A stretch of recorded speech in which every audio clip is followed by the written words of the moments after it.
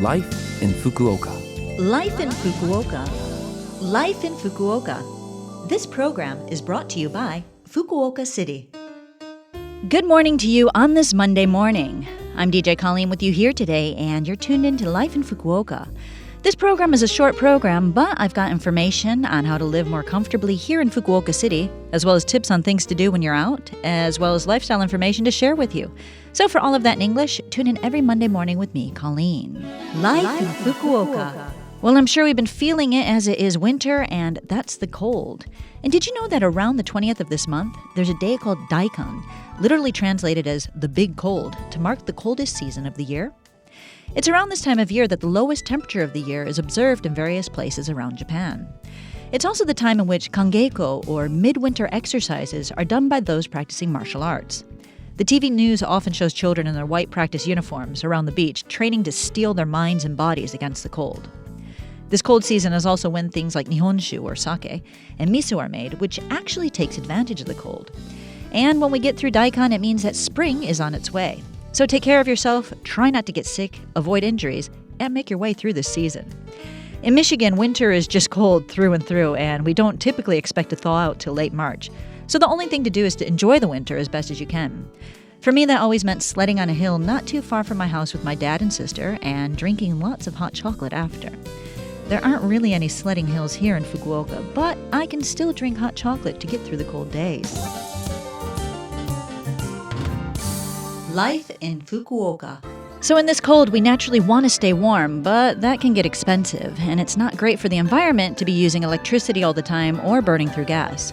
So Fukuoka City has some information and tips for you to help you out this winter.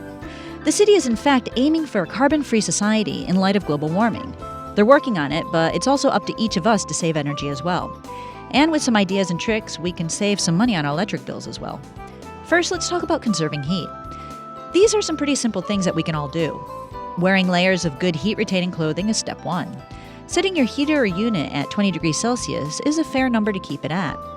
We all know that hot air rises, which means that all that lovely warm air from our units goes straight up to the ceiling.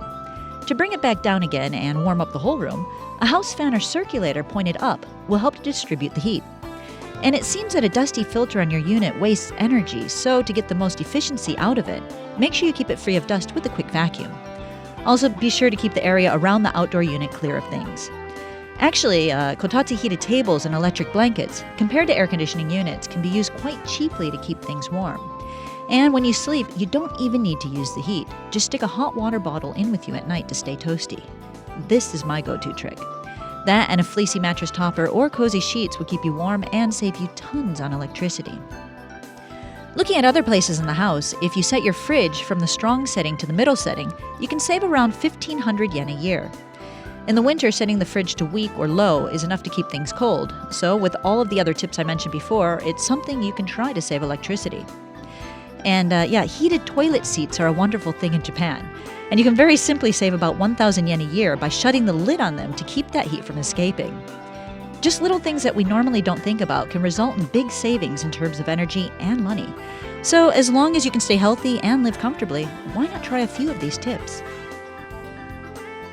Finally, I'd like to just remind you to take care to help prevent the spread of COVID-19. Recently, because measures to prevent the spread are being taken, more and more people are getting out. So, wear a mask, wash your hands and gargle, and also practice the 3 C's.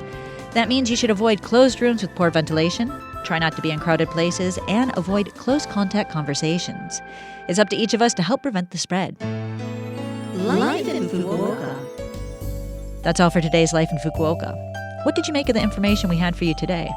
Remember, if you want to listen to this broadcast again, you can as a podcast, and you can also see the contents of the program if you go to the Love FM website and find this program's page.